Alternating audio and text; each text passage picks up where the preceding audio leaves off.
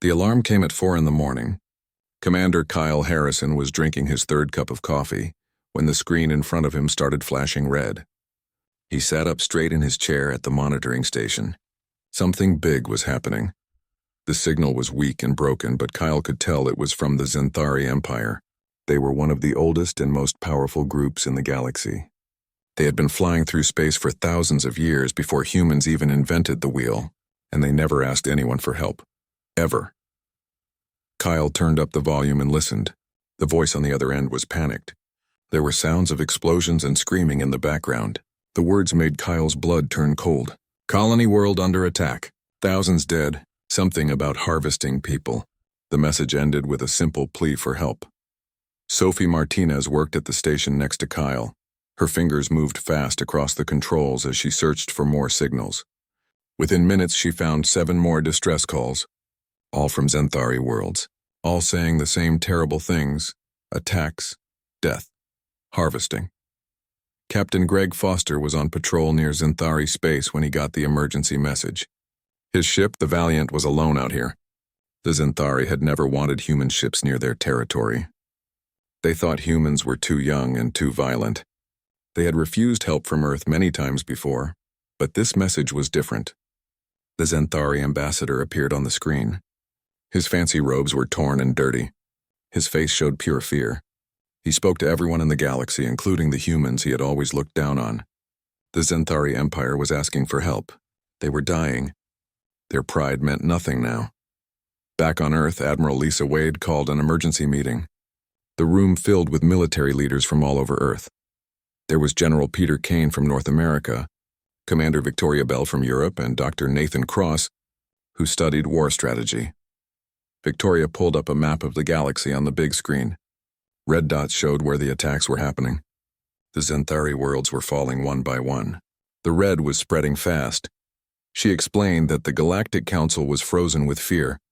The other alien species didn't know what to do. The Pleiadians were running away from their own worlds.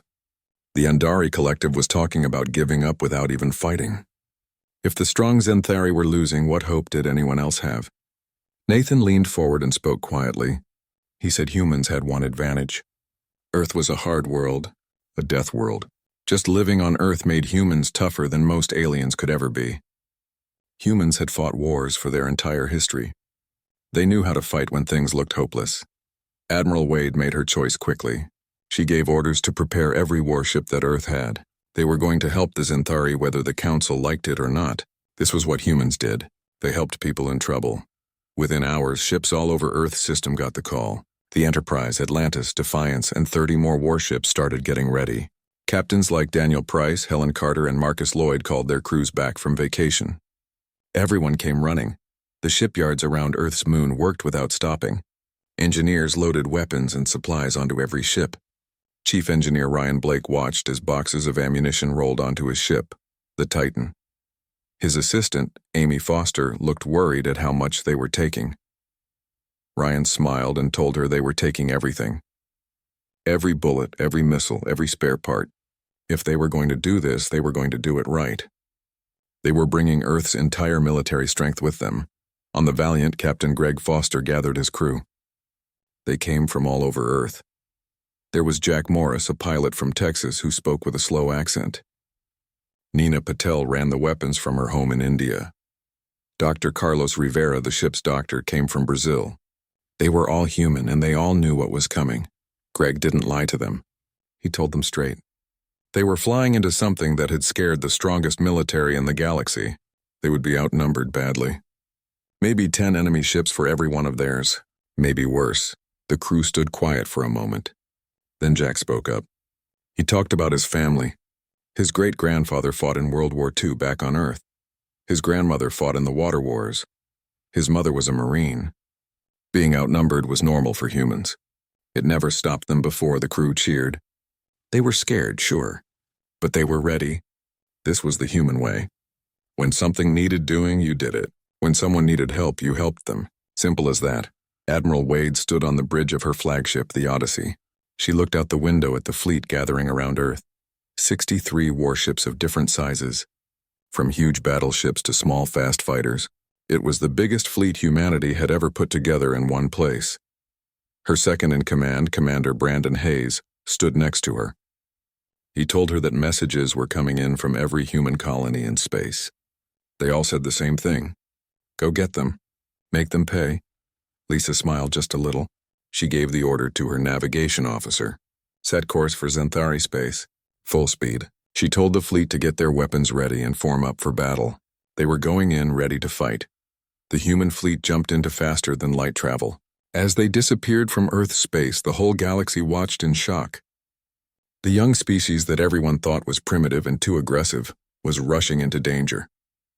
They were going to save people who had treated them badly for years. On the Xanthari homeworld, Ambassador Thelcora got the news. His mouth parts clicked in surprise. The humans were really coming. All of them. Every ship that could fly and fight. A young human officer named Kevin Wright worked at the Xanthari embassy. He told Thelcora that Admiral Wade sent a message. It was short and simple. Nobody dies on our watch. Thelcora had lived for 200 years. He had seen empires rise and fall. He had witnessed countless wars and treaties. But he had never felt about humans what he felt right now. For the first time, looking at these young Deathworlders rushing to help, he felt hope. The Galactic Council chamber was in chaos. Alien representatives from dozens of worlds were shouting at each other. The council elder, a floating crystal being called Mirseth, flashed with angry colors. The Pleiadian representative stood up. She had 4 eyes and they were all wide with shock. She said the humans were crazy. They wanted to send their whole military into unknown danger. The humans would be destroyed. It was suicide. Ambassador Claire Nelson stood firm. She was Earth's voice in the council and she didn't back down. She told them with respect that humans weren't asking permission. They were just being polite by letting everyone know. The Xanthari needed help. Humans were going to give it. End of discussion. Back on Earth, the work continued without stopping. At the shipyards near the moon, crews worked day and night. They put weapons on every ship. Chief Engineer Ryan Blake was in charge of loading the Titan, humanity's newest and biggest warship. His assistant, Lieutenant Amy Foster, stared at all the supplies coming in. She asked how much ammunition they were loading. There seemed to be no end to it. Ryan grinned at her. All of it, he said. Every single round. The Admiral's orders were clear. Pack everything like they weren't coming back. Every railgun bullet, every missile, every spare part they had. Earth was bringing its entire arsenal to this fight. On the Valiant, Captain Greg Foster called his crew together in the mess hall. Humans from every corner of Earth filled the room. There was Jack Morris from Texas, Tactical Officer Nina Patel from Mumbai, and the ship's doctor Carlos Rivera from Sao Paulo. Greg looked at all of them and spoke honestly. He said they were heading into something that had the strongest military in the galaxy running scared. Command thought they would be outnumbered at least 10-1. Probably worse than that. Nobody spoke for a moment. Then Jack stood up with his Texas drawl. He talked about his family history. His great-grandfather fought in World War II. His grandmother served in the water wars. His mom was a Marine. Humans had always been outnumbered. That never stopped them before. It wouldn't stop them now. The whole crew started cheering. This was what made humans different. They came from a hard world. A planet that tried to kill them every day with storms and earthquakes and predators. That harsh life made them tough. Made them stubborn. Made them refuse to give up, even when giving up made sense. Admiral Wade stood on the bridge of the Odyssey watching the fleet come together above Earth. 63 warships filled the space around the planet. Big battlecruisers that could pound enemies from far away. Medium cruisers for support. Small frigates that could move fast and hit hard. Commander Brandon Hayes stood next to her. He said messages were flooding in from human colonies all over the solar system. Mars Colony, Europa Station, the asteroid belt miners. Everyone was saying the same thing. Give them hell. Lisa let herself smile just a little. She told navigation to set course for Xanthari space. Maximum speed. She signaled the whole fleet. Weapons ready. Defensive formations. They were going in hot and ready to fight. The human armada jumped to faster than light speed. As they disappeared, the galaxy watched in amazement. Most species talked about helping others. Humans actually did it. They were charging into certain danger for people who had always looked down on them. On the Xanthari homeworld, Ambassador Thelcora received word of the human response. His mouth parts clicked, and what humans had learned was surprise. They were really all coming. Every single ship. The young human ensign Kevin Wright was assigned to work with Thelcora. He told the ambassador that Admiral Wade sent her regards. Her message was simple and direct. Nobody dies on our watch. Thelcora felt something strange. In his 200 years of life, he had never felt this about humans before.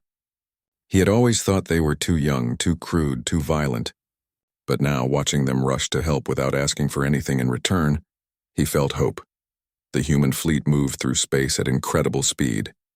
Inside the ships, crews prepared for battle. Weapons officers checked their systems over and over. Engineers made sure the engines were running perfectly. Medical teams set up emergency stations. Everyone did their job with calm focus. On the Atlantis, Captain Helen Carter walked through her ship. She stopped to talk with crew members. A young gunner named Steve Parker told her he was nervous. This would be his first real battle. Helen put her hand on his shoulder. She told him being nervous was fine. Being scared was normal. What mattered was doing your job anyway. She had been in battle before. She would get them through this. He just needed to trust his training and his crew. Steve nodded and felt better. That was leadership. That was what made human crews work so well. They trusted each other. They had each other's backs no matter what. In the fighter bay of the Defiance, pilots checked their small attack craft. Lieutenant Jenny Cole sat in her cockpit running through pre-flight checks. Her fighter was tiny compared to the big warships, but it was fast and deadly. She and her squadron would be the tip of the spear when they hit the enemy. Her wingman, Paul Tucker, came over the radio. He asked if she was ready for this. Jenny laughed and said she was born ready. She had grown up on Europa, where one mistake in your pressure suit meant death. Flying a fighter into combat was just another day of facing down death and winning. The fleet kept moving. Every hour brought them closer to Zenthari space, closer to the unknown enemy, closer to a battle that would change everything. In the command center of the Odyssey, Admiral Wade reviewed the latest intelligence reports. The news kept getting worse. More Zenthari worlds were going dark. The enemy was moving fast and hitting hard. Whatever they were good at killing. Brandon showed her the tactical analysis. The enemy had superior numbers and unknown weapons. But humans had advantages too. Human ships were tough. Human crews were flexible. And humans had thousands of years of experience fighting when things looked impossible. Lisa looked at the star map. She looked at the red marks showing enemy activity. She thought about the 4,000 humans under her command, young people who volunteered to fly into hell to save strangers. She would not let them down. She called up all the ship captains on a conference channel. Their faces appeared on screens around her. 63 captains, 63 ships. One mission, Lisa spoke clearly. She told them they were about to face an enemy that scared the whole galaxy. The odds were bad. Some of them wouldn't make it home. But they were humans. They were Deathworlders, and they were going to show the galaxy what that meant. The captains responded one by one. Ready, standing by. Let's do this. Not a single voice showed doubt or fear. Just determination. The fleet dropped out of faster-than-light travel at the edge of Zenthari space. They were close now. Soon they would see what they were up against. Soon the battle would begin. Admiral Wade took a deep breath. She gave the order. All ships proceed to Zenthar 7 battle speed. Stay sharp. The human fleet moved forward into the unknown. Behind them was Earth and everything they loved. Ahead was an enemy that harvested whole civilizations. But they didn't slow down. They didn't hesitate because that's what humans did. When the monsters came, humans stood up and fought back. Always had. Always would. The human fleet came out of hyperspace at the edge of the Zenthar 7 system. What they saw made even the oldest veterans pause. The colony world was on fire. Orbital stations were broken and floating in pieces. And around the planet was the enemy. Nina Patel worked the tactical station on the Valiant. She was good at her job, one of the best. But her voice shook a little when she reported what she saw. Over 200 enemy contacts. Ship designs that matched nothing in any database. The ships were huge, bigger than anything humans had built. The enemy vessels looked strange. They seemed alive somehow. They glowed with a sickly light. They moved through space in ways that broke the normal rules of physics. Human sensors couldn't make sense of what they were seeing. Admiral Wade studied the display from the Odyssey. She kept her voice calm and steady. All ships maintain formation. Get weapons ready. She told communications to send a greeting message on all frequencies. Maybe they could talk first. Sophie Martinez sent out the standard first contact message. It went out in dozens of languages. The response that came back wasn't words. It was something that hit directly into their minds. Crew members across the whole fleet stumbled and grabbed their heads. The psychic wave felt like ice water in their brains. The message was clear even without words. Submit, surrender, be consumed, become food. Admiral Wade steadied herself against her command chair. Well, she said quietly, I guess we're not talking this out. All ships open fire. The human fleet unleashed everything they had. Railguns fired tungsten slugs at incredible speeds. These weapons were designed to break apart asteroids. They hit the enemy ships like hammers. Missiles with nuclear warheads streaked across the dark. Energy weapons carved glowing lines through space. Several enemy ships exploded right away. Their strange organic hulls couldn't handle the concentrated firepower. But there were so many of them. They started firing back with weapons that seemed to bend reality. On the Defiance, Captain Marcus Lloyd watched an enemy beam hit his shields. He shouted for a report. What the hell was that thing? His science officer, Dr. Laura Chen, worked frantically at her station. She said it was some kind of entropy weapon. It tried to age their shields until they failed. But human shields cycled too fast. The enemy weapon couldn't lock on to any single configuration long enough to work. This was the human advantage showing itself. Earth technology was messy compared to alien tech. It had redundant systems and backup power cores. Human engineers built things that could take damage and keep working. And human crews knew how to think fast and adapt. Captain Helen Carter on the Atlantis saw an opportunity. She told her crew to put all power to forward guns. She told her pilot to fly straight at the biggest enemy ship. They were going to show these things what a ramming speed looked like. Her crew didn't question the order.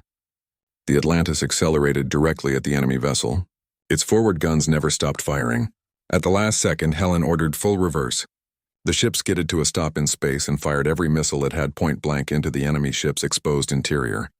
The creature ship convulsed and died. It broke apart in a shower of organic debris. The human crews watching cheered. They could be hurt. They could be killed. Back on the Odyssey, Commander Brandon Hayes coordinated the fleet movements. He got a message from the planet's surface. Centauri survivors were reporting that enemy ground forces were harvesting civilians. They were loading people into transport pods like cargo. They needed immediate support. Admiral Wade didn't hesitate. Launch all dropships. Send the Marines. Full combat deployment. Show them what humans do to slavers. Lieutenant Colonel Jake Morrison led the first wave down to the planet. His Marines wore powered armor and carried heavy weapons. They hit the ground ready for war. What they found made them angry. The enemy was loading Xanthari civilians into grotesque organic pods, taking them somewhere, harvesting them. Jake spoke to his Marines over the squad channel. Rules of engagement are simple. If it's not Xanthari, kill it. Save any civilians you can. Standard search and destroy. Let's go to work. The Marines swept through the enemy lines like a storm. Their weapons were designed to work in any environment. Underwater, in vacuum, in extreme cold or heat. Earth was a harsh teacher. Human equipment was built to survive anything. The enemy foot soldiers fell apart under the assault. Corporal Lisa Morgan kicked down a door to a harvesting facility. She and her squad poured inside, weapons blazing. She saw Xanthari civilians huddled in the center of the room. She shouted for her squad to get to them and get them out. The Marines worked with brutal efficiency. Years of training on Earth's hardest terrain had prepared them for this. They moved as units, covered each other, pulled civilians to safety while keeping the enemy at bay. In space, the battle raged on. The human fleet had lost 6 ships so far, but they had destroyed nearly 40 enemy vessels. The enemy seemed confused. These humans weren't acting like prey. They were fighting back with a ferocity that even the ancient Xanthari had never shown. Captain Greg Foster on the Valiant led a group of ships in a flanking maneuver. His pilot, Jack Morris, flew like the devil himself. They came at the enemy from an angle the aliens didn't expect. The surprise attack took out 3 more enemy ships. Nina called out new contacts. More enemy ships were arriving. They were bringing reinforcements. The odds were getting worse. Greg smiled grimly. Then we fight harder. All weapons, continuous fire. Don't give them time to think. Fighter pilot Jenny Cole launched from the Defiance with her squadron. 12 small fighters against an armada of giant ships. The odds were insane. She loved it. This was what humans did best. They took impossible odds and won anyway through sheer stubborn determination. Her squadron dove into the enemy formation. They were too small and fast for the big ships to target effectively. They picked at weak points. Hit and run. Death by 1,000 cuts. Paul Tucker flew on her wing, laughing like a madman as they dodged enemy fire. On the ground, Jake Morrison's Marines pushed deeper into enemy territory. They found Xanthari soldiers still fighting. The aliens were good troops, well-trained, but they fought defensively, conservatively. The Marines fought like humans, aggressive, creative, unpredictable. A Xanthari officer named Kelvar fought alongside Jake's unit. He had never seen anything like these humans. They ran toward danger instead of away from it. They used tactics that made no tactical sense but somehow worked. They covered each other with a loyalty that went beyond training. Sergeant Tim Bradley set demolition charges on an enemy structure. The building was some kind of command center. Taking it out would hurt the enemy's coordination. The charges were set to blow in 60 seconds. Tim and his team ran for cover. The explosion lit up the sky. The enemy command center collapsed. Human and Xanthari forces cheered together. For the first time, the Xanthari understood. These crude young humans weren't just brave. They were good at war, really good. Born to it. In space, Admiral Wade watched the tactical display. The enemy was starting to pull back. Not retreating, but regrouping, thinking. They had expected easy prey. They got humans instead. Brandon pointed out something interesting. The enemy ships were adapting to human weapons. Their response time was getting faster. They were learning. Lisa frowned. Then we need to keep changing tactics. Don't let them predict us. All ships prepare for pattern Gamma. We're going to hit them with something they've never seen before. The human fleet shifted formation. It was a risky move. It left gaps in their defense, but it also concentrated their firepower in unexpected ways. The enemy moved to exploit the gaps and flew right into a kill box. 20 human ships fired at once on the same targets. The concentrated fire overwhelmed the enemy shields. 5 more enemy ships died in as many seconds. The battle had been raging for 3 hours now. Human crews were exhausted, but they didn't slow down. Adrenaline and determination kept them going. They were winning. Slowly, painfully, but winning. On Xanthar 7's surface, the last enemy ground forces were being pushed back. The Marines and Xanthari soldiers advanced together. They had learned to coordinate their attacks. Xanthari shields protected human assault troops. Human heavy weapons cleared paths for Xanthari energy rifles. Jake stood on a hill overlooking the primary city. It was back in friendly hands. The enemy was retreating to their ships. The survivors were saved. For now.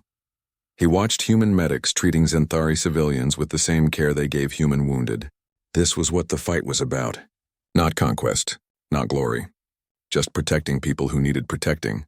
Kelvar approached Jake. The Xanthari officer's armor was scorched and dented. He had fought well. He asked Jake a simple question. Why risk everything for us? We treated your people poorly. Jake thought for a moment. Then he said it was the right thing to do. Where humans came from, you didn't let monsters win just because the fight was hard. Maybe the galaxy worked better when people looked out for each other. Kelvar clicked his mandibles in understanding. The humans were teaching the galaxy an old lesson. Strength wasn't about being the oldest or having the best technology. It was about standing up when it mattered most. 3 hours into the battle for Xanthar 7, the human fleet had lost 8 ships and taken heavy damage to a dozen more, but they had destroyed nearly 40 enemy vessels and forced the rest into a defensive position. On the ground, the Marines had freed 2 major cities and set up safe zones around Xanthari refugee centers. Admiral Wade studied the tactical display with tired eyes. Her face showed the strain of command. She told Brandon that the enemy was adapting to human weapons. Their response time was getting faster with each fight. They were learning how humans fought. Brandon pulled up a new battle plan on his screen. Then we adapt faster, he said. He showed her something called the Crazy Ivan Protocol. It was a desperate tactic that most people thought was too risky to use. The plan was simple but dangerous. Use smaller ships as bait to draw the enemy into chasing them. Then have the big battle cruisers drop out of hyperspace directly in the enemy's path. They would be hitting from a direction the enemy thought was impossible. It was risky. It broke several safety rules about hyperspace travel. It was also exactly the kind of creative insanity that humans specialized in. Lisa looked at the plan for just a moment. "Do it," she ordered.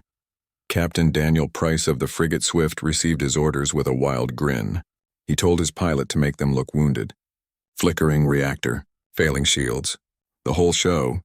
When the enemy took the bait, they would run like scared rabbits straight to the ambush point. His pilot, Lieutenant Chris Bell, laughed. He said he could make them look so pathetic the enemy would think they were already dead. The crew got to work making their ship look damaged and helpless. The Swift and 5 other frigates began their act. They limped away from the main battle with flickering engines and weak shields. The enemy fleet saw what looked like easy prey. Nearly 70 enemy ships broke formation to chase them. Their hunger for the kill was greater than their caution, Chris reported from the pilot seat. The enemy was committed. They were approaching the ambush coordinates in 30 seconds. All the small human ships were running at full speed, making it look like panic. Daniel broadcast to his small squadron. On his mark, everyone goes into full evasive maneuvers. Make the enemy think they were panicking and desperate. At the ambush point, Admiral Wade counted down out loud. 5, 4, 3, 2, 1, execute. 15 human battle cruisers, including the massive Titan, appeared from hyperspace with their weapons already firing. They had jumped in at a 90-degree angle to where the enemy was chasing. The entire enemy formation was caught in a deadly crossfire from a direction they never expected. The enemy ships tried to scatter, but human targeting systems had no trouble tracking them all. These systems were designed to track thousands of pieces of space debris around Earth at once. Tracking 70 large ships was easy. The ambush zone became a killing field. Captain Ryan Blake on the Titan shouted from his command chair. "Keep firing! Everything we've got. Missiles, railguns, energy weapons. Don't let up for a second."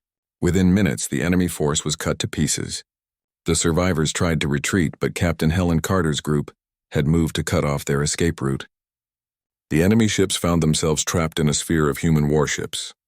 Every direction they turned, there were more guns firing at them. On the ground, Lieutenant Colonel Jake Morrison's Marines pushed deeper into enemy-held territory. They had linked up with surviving Zenthari military units. The combination was proving devastating. The Zenthari had advanced energy shields and directed energy weapons. The humans had kinetic firepower and aggressive tactics. Together, they were unstoppable. Sergeant Tim Bradley called Jake over to something they found. Jake followed him into what looked like an enemy command structure. Inside, they found captured Zenthari connected to organic machinery. Wires and tubes were attached to their heads. The machines were downloading their neural patterns, stealing their knowledge and memories. Jake understood immediately. This was how the enemy adapted so fast. They were stealing information directly from the brains of their prisoners. Every person they captured made them smarter, made them understand their victims better. Jake's face went cold with fury. "Burn it," he ordered. "Get our people to safety first. Then level this entire facility. Make sure nothing survives." The Marines set demolition charges throughout the structure. They carefully removed the Zenthari prisoners and carried them to safety. Then they blew the whole building to rubble. Jake sent his findings to the fleet immediately. He told Admiral Wade how the enemy was learning so fast. Lisa felt cold rage wash over her when she heard the report. "All ships, new priority. Destroy their harvesting vessels first. Nothing with prisoners on board gets away. Nothing." The human fleet had been fighting with determination. Now they found a new level of intensity. The idea that the enemy was torturing and stealing from prisoners to learn tactics made every human warrior furious. This wasn't just a battle anymore. It was a rescue mission. It was personal. Captain Greg Foster on the Valiant led a strike group directly at the largest harvesting ship. He told Nina to prepare a full spread of armor-piercing missiles.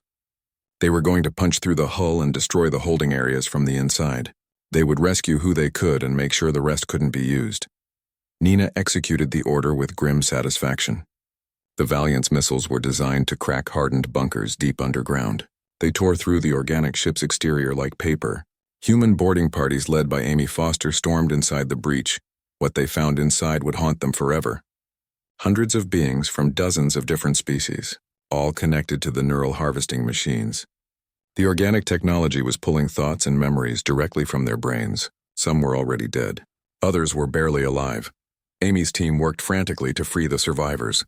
They cut connections and smashed the machinery. Every person saved was a small victory. She called the Valiant for immediate medical evacuation. They had survivors, but they were in terrible condition. The fleet medics worked miracles. Dr. Carlos Rivera and his team aboard the Valiant treated injuries they had never seen before. Alien physiology was different from human, but the basics were the same. Stop the bleeding. Stabilize the patient. Give them a chance to live. In space, the battle continued. The enemy was retreating now. The human fleet pressed their advantage. They couldn't let the enemy regroup. Couldn't let them escape with more prisoners to harvest. Fighter pilot Jenny Cole and her squadron hunted down fleeing enemy ships. They were like wolves chasing prey.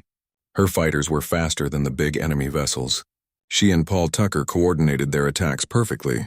They had flown together for 3 years. They could read each other's moves without words. Captain Marcus Lloyd on the Defiance led the pursuit of a cluster of enemy ships trying to escape. His crew was exhausted, but they pushed through. The weapons officer kept firing even though his hands were shaking with fatigue. The engineer kept the engines running past their safety limits. The enemy ships jumped to hyperspace one by one as they reached the edge of the system. But they left behind dozens of destroyed vessels and hundreds of freed prisoners. The humans had hurt them badly. As the last enemy ship disappeared, the human fleet took stock of their situation. 8 ships lost completely. 15 more damaged badly enough they needed major repairs. But they had saved Xanthar 7. They had freed thousands of prisoners. And they had proven the enemy could be beaten. The sun was setting on Xanthar 7's primary city. Human Marines and Xanthari soldiers stood together watching the sky clear of enemy ships. They had fought side by side, bled together, that created bonds that went deeper than politics or old grudges. Ambassador Thelcora arrived at the surface to survey the damage and thank the rescuers. He found Jake Morrison organizing the distribution of supplies to refugees. Human medical teams were setting up field hospitals. Engineers were already working on restoring power and water. Thelcora approached Jake slowly. The two stood together looking at the work being done. The ambassador asked the question that had been bothering him. Why? Why risk everything for people who had shown humans nothing but contempt? What did Earth gain from this? Jake was quiet for a long moment. He watched a human medic carefully treating a Xanthari child's injuries. He saw Marines sharing their rations with hungry civilians. He saw people helping people because that's what good people did. Finally, Jake spoke. He said it was the right thing to do. Where humans came from, you didn't walk past someone in trouble. You helped. Not because you expected something back. Not because it was easy. But because letting monsters win was worse than any risk to yourself, he continued. Maybe the galaxy worked better when people looked out for each other. When the strong protected the weak instead of exploiting them. Maybe that's what civilization really meant. Thelcora clicked his mandibles in understanding. The gesture meant respect in his culture. The humans were teaching the entire galaxy a lesson the old civilizations had forgotten over thousands of years of peace and comfort. Civilization wasn't about who had the best technology or who had been in space the longest. It was about moral courage. It was about standing up when standing up was hard. It was about protecting others even when you got nothing in return. Admiral Wade received reports from all across Xanthari space. More. 2 weeks after the Battle of Xanthar 7, the human fleet had pushed the enemy completely out of Xanthari space. They had freed 15 worlds. They had rescued tens of thousands of prisoners from the harvesting ships. They had destroyed over 300 enemy vessels. But victory had come at a terrible price. Admiral Lisa Wade stood in the memorial bay of the Odyssey. Around her were holographic projections of the fallen. Each one showed a face, a name, a life cut short. 23 ships lost completely, 4,812 people dead, another 6,000 wounded. The names scrolled past her eyes in endless rows. Commander Brandon Hayes stood beside her. His own grief was carefully controlled, but she could see it in his eyes. He told her quietly that the Galactic Council was requesting her presence. They had called an emergency session. Everyone wanted to talk about what happened. The Galactic Council chamber was packed when Lisa arrived. Every member species had sent their highest representatives. The mood was complicated. There was awe at what humans had done, fear of what humans could do, gratitude for lives saved, and concern about the future. Council Elder Mirseth spoke first. the floating crystal being pulsed with gentle colors. On behalf of the entire Galactic Council, they extended their deepest gratitude. The Xanthari people would have faced complete extinction without human intervention. Millions of lives had been saved. Ambassador Thelcora stepped forward. His bearing was different now. More humble than any human had ever seen from the proud Xanthari. He said his people owed humanity a debt that could never be fully repaid. The Xanthari had been arrogant. They had believed their age and advanced technology made them superior to younger species like humans. They had been wrong. The humans had taught them that strength didn't come from how long you had existed. It came from the willingness to fight for what was right. It came from moral courage and the refusal to abandon others in their darkest hour. But not everyone in the council was happy. The Pleiadian representative stood up. Her 4 eyes narrowed as she spoke. The humans had violated 17 council regulations during the campaign. They used prohibited weapons. They engaged in high-risk maneuvers. They showed complete disregard for proper military protocol, she continued. What was to stop humans from turning this military might against council members? Everyone had seen what human warships could do, what human marines could do. The Deathworlders were incredibly dangerous when they decided to go to war. The chamber fell silent. It was the question everyone had been thinking, but few dared to say out loud. The humans had proven themselves as warriors, but were they safe to have as neighbors? Could they be trusted with such power? Admiral Wade stood to address the council. Every eye in the chamber turned to her. She spoke clearly and firmly. The council wanted to know what stopped humans from turning violent, the same thing that sent them to save the Xanthari despite years of poor treatment. The same values that made humans risk everything for strangers. She explained that humanity didn't fight because they loved war. Humans fought because sometimes fighting was the only way to protect what they loved. Peace, justice, freedom. Those weren't just empty words to humans. They were worth dying for, worth killing for when necessary. Lisa pulled up the casualty figures on the central display. These are my people, she said. Every single one of them volunteered for this mission. They knew the risks. They went anyway because the alternative was watching innocent people die while doing nothing. If that made humans dangerous, then yes, they were dangerous. Dangerous to slavers. Dangerous to tyrants. Dangerous to anyone who thought might made right. Captain Greg Foster was present as a witness. He added his voice to the discussion. The enemy they fought was harvesting sentient beings, stealing their thoughts and memories, using people like raw materials. The human boarding teams had found children in those harvesting chambers. Children being drained for information, Greg continued. So yes, they bent some rules. They took risks that probably only made sense to Deathworlders, but they would do it all again in a heartbeat. Because some things were worth fighting for even when the odds looked impossible. Ambassador Claire Nelson stood beside her military colleagues. She told the council they could censure Earth if they wanted. They could impose sanctions or restrictions or whatever made them feel safer. But they needed to understand one thing clearly. Humanity would not stand by and watch genocide happen. Humans didn't survive their own brutal history just to let others repeat those same horrors. The council deliberated for hours. Representatives argued back and forth. Some wanted to punish the humans for breaking regulations. Others wanted to reward them for saving millions of lives. The debate went in circles until finally Council Elder Miraseth called for order. The Elder announced their decision. The Galactic Council recognized that human military doctrine operated under different principles than traditional Council forces. Rather than punish this unconventional approach, they were proposing a new arrangement. Miraseth displayed a new organizational chart on the central screen. They were establishing the Galactic Defense Force, a rapid response military unit designed to handle existential threats to member species. Humanity would lead this force. Volunteers from all Council species would be welcome to join. The humans would train them, equip them, and when necessary, lead them into battle. Admiral Wade looked at the other human officers present. This was more than they had hoped for. But she had one condition. Any species they defended got full council membership. No more second-class citizens based on how old their civilization was or how advanced their technology might be. Everyone was equal or the deal was off. The council agreed after only brief discussion. The human condition was accepted.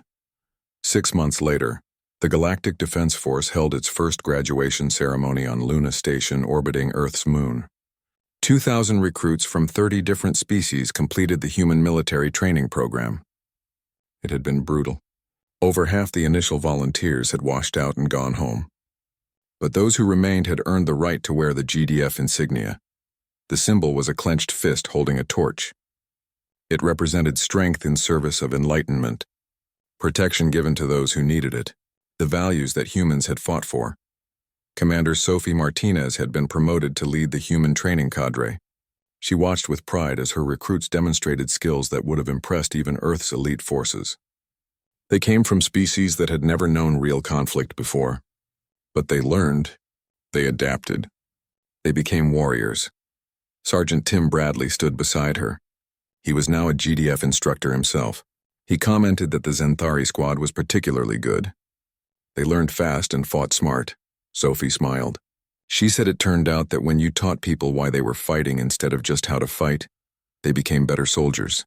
Understanding the moral purpose behind the violence made all the difference. On Earth, in a small town in Oregon, there was a memorial ceremony. The families of those who fell at Zenthar 7 gathered to remember their loved ones. Captain Daniel Price attended. He had led the bait ships in the Crazy Ivan maneuver and survived when many others hadn't. Daniel spoke to the assembled crowd. He talked about what soldiers fought for. Their countries, yes. Their families, absolutely. Their brothers and sisters in arms, always. But the people who died at Zenthar 7 fought for something more. They fought for the idea that the strong had an obligation to protect the weak. That when someone called for help, you answered. That was what made them human, he continued.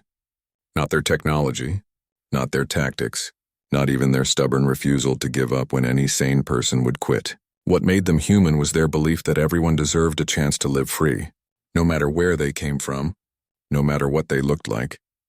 In the Zenthari capital city, a monument was erected in the central plaza.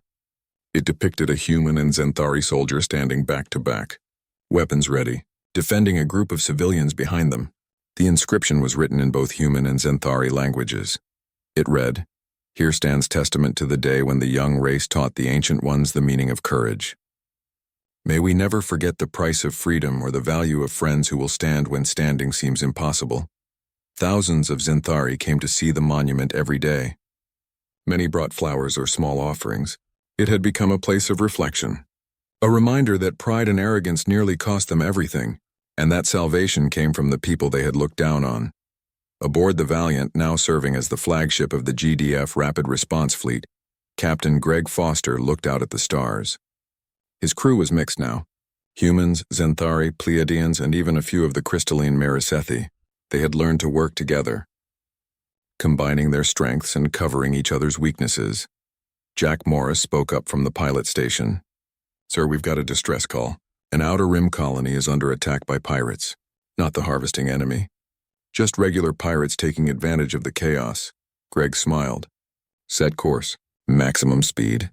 Let's show them what the GDF does to bullies who prey on the weak." The Valiant leaped to hyperspace. Behind it followed a squadron of mixed-species warships, each one crewed by beings who had learned the human way. Fight for those who cannot fight for themselves. Stand up when standing up is hard. 1 year had passed since the Battle of Zenthar 7. The galaxy had changed in ways nobody could have predicted. The Galactic Defense Force was now a permanent fixture in Council space. Human training methods and tactics had been adopted by dozens of species. And the relationship between humanity and the older civilizations had transformed completely.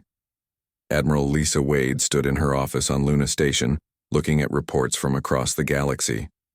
The GDF now had 5,000 active members from 43 different species. They had responded to 17 crisis situations in the past year. Pirates, slavers, natural disasters, and 3 more encounters with the harvesting enemy. Every mission had been successful. Commander Brandon Hayes entered with the morning briefing. He told her that the Council was holding a vote today. They were deciding whether to make the GDF a permanent part of Council defense strategy with full funding and authority. The vote was expected to pass easily. Lisa allowed herself a small smile. A year ago, the Council had been terrified of human military power. Now they were embracing it. Funny how saving millions of lives changed perspectives. On the training grounds of Luna Station, Commander Sophie Martinez watched the latest class of recruits run through combat drills. This group was special. They were the first class made up entirely of species that had never been in the Council before. Small civilizations that had been under threat but were too weak to defend themselves. A young Tarkian named Vex struggled with the obstacle course. His species was small and not naturally strong, but he kept trying, kept pushing himself. Sophie had seen this before. The human spirit wasn't something only humans could have. It was about refusing to quit. About finding strength you didn't know you had. She called out encouragement. Keep moving, Vex. Pain is temporary. Giving up is forever. Vex made it over the wall on his third try. His squad mates cheered for him. They came from 6 different worlds, but they had bonded during training. That was the human way. You suffered together. You became family. Sergeant Tim Bradley ran the weapons training for new recruits. Today he was teaching a mixed group about human kinetic weapons. Most alien species used energy weapons exclusively. They thought bullets and missiles were primitive. Tim was showing them why projectiles still had advantages. He explained that energy weapons could be blocked by energy shields. But a tungsten slug moving at high speed didn't care about shields. It punched through on pure kinetic force.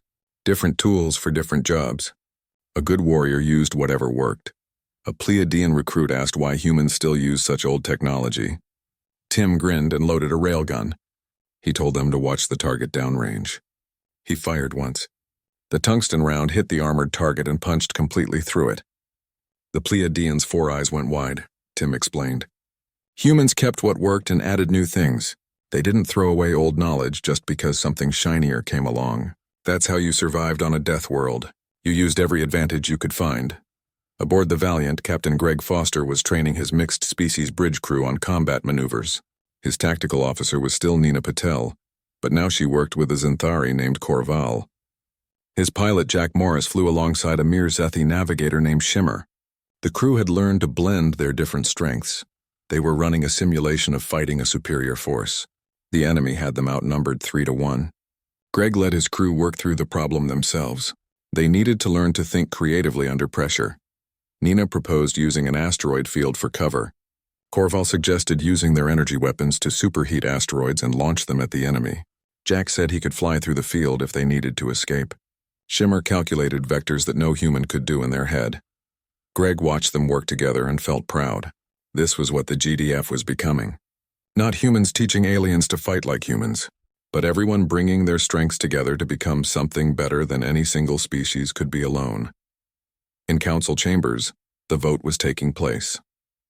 Ambassador Claire Nelson sat with the human delegation watching the display.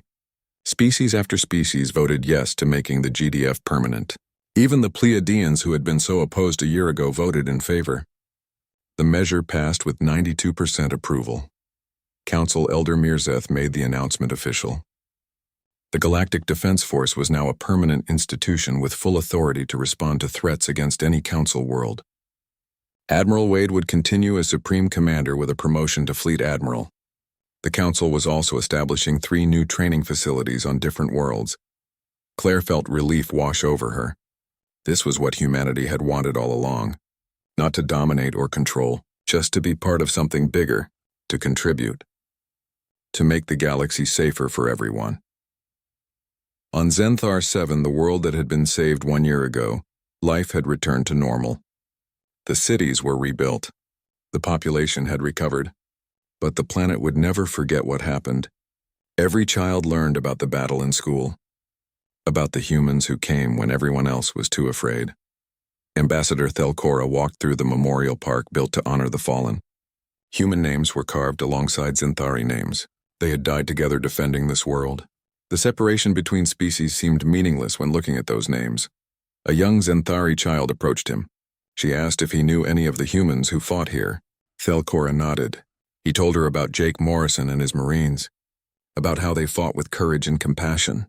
How they risked everything for people they didn't even know. The child asked why they did it. Thelcora thought about that question. He had asked it himself a year ago. Now he understood the answer. They did it because someone had to.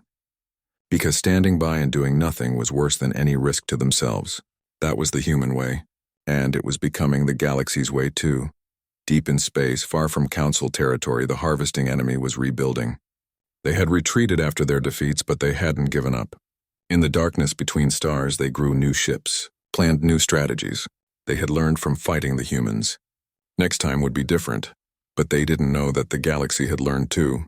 Next time they wouldn't face just one species of Deathworlders. They would face dozens of species trained by humans, inspired by humans, fighting with the same determination and creativity that made humans so dangerous. On Earth, families of the fallen received the highest honors their nations could give. But more importantly, they received letters from the people their loved ones had saved. Xanthari civilians writing to thank the families of the Marines who rescued them. Pleiadian children sending drawings to families of pilots who defended their world from pirates. These connections meant more than any medal. Lieutenant Colonel Jake Morrison, now Colonel, commanded the GDF ground forces. He stood in his office looking at a picture of his unit from Xanthar 7. Some of the faces in that picture were gone now, lost in the year of fighting that followed. But their example lived on in every Marine who followed. His second-in-command, Lieutenant Colonel Lisa Morgan, entered with news. 3 new species had applied to join the GDF Marines. They wanted to learn human ground combat tactics. Jake approved their applications immediately. The more warriors they had, the more people they could protect. Fighter pilot Jenny Cole was now a squadron commander. She led a mixed unit of 30 fighters from 8 different species. Teaching aliens to fly like humans was challenging. Most species flew conservatively, avoiding risk. Humans flew aggressively, taking calculated chances that paid off. Her wingman Paul Tucker helped train the new pilots.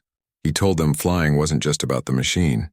It was about trusting your instincts, about making decisions in a split second, about having the courage to dive into danger when your squad needed you. A young Andari pilot named Zex asked how to develop those instincts. Paul laughed and said practice and survival. Humans developed those instincts by living on a world that tried to kill them constantly. But anyone could learn. It just took time and lots of simulator crashes. Dr. Carlos Rivera ran the main GDF medical facility on Luna Station. His staff now included doctors from 20 different species. They had learned so much from each other. Xanthari regenerative techniques, Pleiadian neural surgery, human emergency trauma response. Combined together, they could save lives that would have been lost before. Carlos was particularly proud of a joint project. A universal medical database that included treatment protocols for every known species. In an emergency, any doctor could look up how to treat any patient. It was saving lives across the galaxy. Captain Ryan Blake commanded the Titan, now the flagship of the GDF Heavy Assault Group. His ship and 5 others like it were the hammer that came down when situations got really bad. The Titan had seen action 7 times in the past year. Each time they had turned the tide of battle. His crew was mostly human, but he had specialists from other species filling key roles. Xanthari managed his shields with precision that impressed even human engineers. Amirasethi handled communications across dozens of languages simultaneously. Working together made them all stronger. Back on the Odyssey, Fleet Admiral Lisa Wade prepared for her next mission. Intelligence had located a major harvesting enemy base in unexplored space. The GDF was preparing a strike to destroy it before the enemy could.